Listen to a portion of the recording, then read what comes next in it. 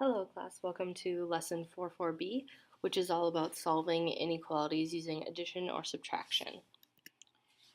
Okay, so for those of you who don't remember what an inequality is, all it means is that you're going to use one of these symbols. Let's recap what they mean. So this first one is greater than. The second one's less than. The third one is greater than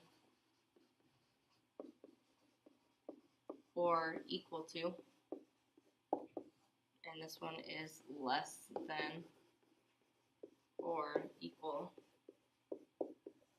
If you need to write that down somewhere, I recommend doing that.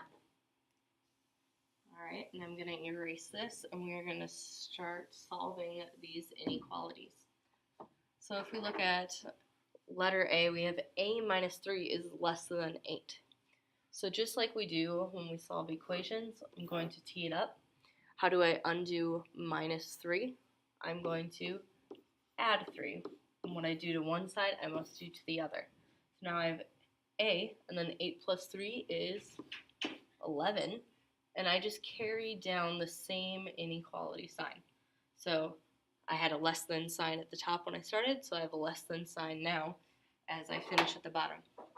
Let's look at letter B. I'm going to tee it up again. And I have 14 plus y is greater than or equal to 7. I want y by itself, so how do I solve for y? I have to move that 14. How do I move, positive 14? I'm going to subtract 14. What I do to one side, I must do to the other. So I now have y. Carry down my symbol. Y is greater than or equal to. What's 7 minus 14? Should get negative 7. Alright, so that's how we solve each inequality. Now let's take it a step further. We're going to do the same thing, then we're going to do one more step. As you can see, we have the number line at the bottom. So before we jump into the number lines, we have to solve letter A for h. Okay? So if I want h by itself, I have to subtract 4 from this side, which means I have to subtract 4 from this side. So I have h is greater than, what's 4 minus 4? 0. So what that means is that if we go to our number line, that means I take my number, which is 0, I find it on the number line, and since I had just greater than, I do an open circle like I have on my graph already. If I were to have less than, I would also do an open circle. We'll talk about what the difference is for these symbols, okay, once we get there. So let's look. H is greater than 0. So which numbers are greater than 0? Now that I have the number, circled, I can look. Is negative 1 greater than 0? No. Is 1 greater than 0? Yes. That means I want to shade this way on my number line. So this ends up being the graph for my answer. Alright, now let's do the same thing with letter B.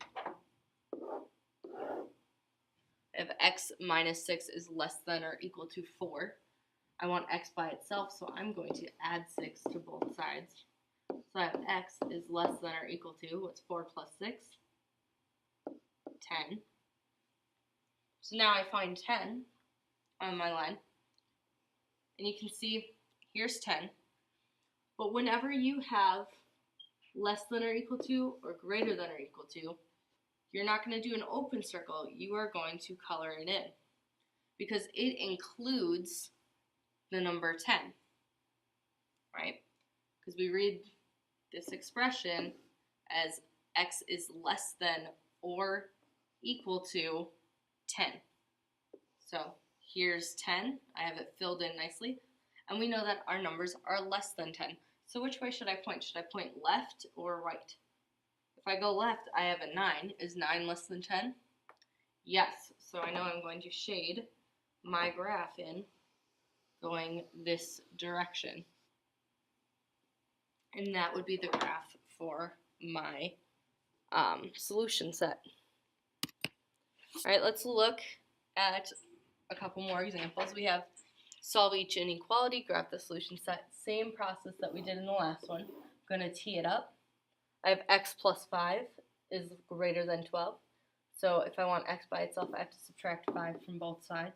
I'm left with x is greater than 7. So I go to my A number line. I find 7. Is it going to be an open or filled in circle? It's going to be open because we don't have the or equal to. Now we have x is greater than 7. So are we going to go left towards 6 or are we going to go right towards 8? If x is greater than 7, we're going to go to the right towards 8.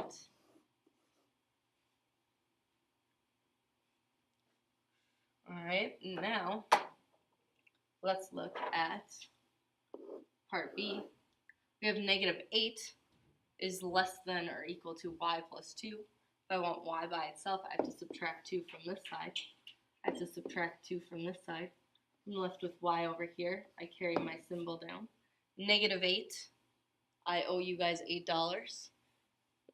Can I borrow 2 more? How much do I owe you now? I'm at negative 10. Or you can start at negative 8 on the number line. We're subtracting 2. That means we're going down 2. That's how you get to negative 10. Alright, so I find negative 10 on my number line. Is it going to be an open or closed circle? It's going to be closed. And then we know that y is greater than negative 10. So am I going to go left towards negative 11 or right towards negative 9? Which one's bigger? Negative 9 is bigger, so I'm going to go to the right. And that is how you would solve that problem.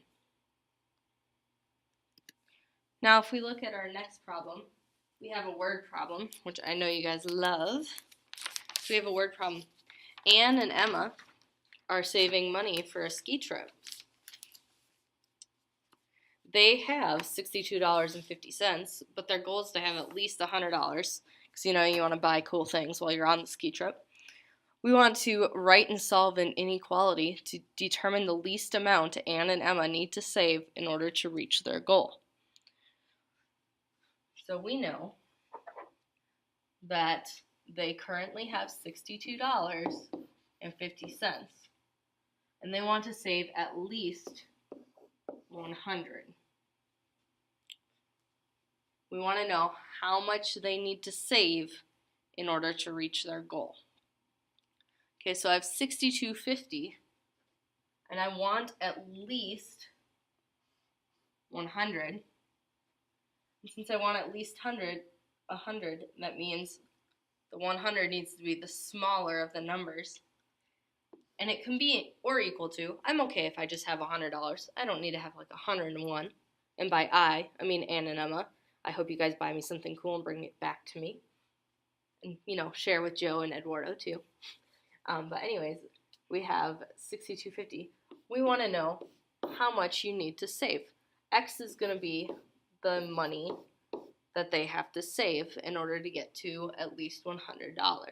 Okay? So that's how we would write our inequality. And now we've written our inequality. Now we want to solve. So if we solve, we want x by itself. And in order to get x by itself, we need to subtract $62.50 from both sides. And I'm left with x is greater than or equal to 100 minus $62.50, which is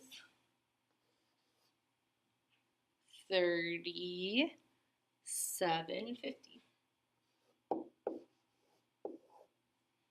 Okay, so I know that Anne and Emma need to save at least $37.50 more in order to have saved at least $100. Alright, so that's what this lesson is. Hopefully this video helps. If you have questions, I will be back to help you guys on Wednesday. Have a good day.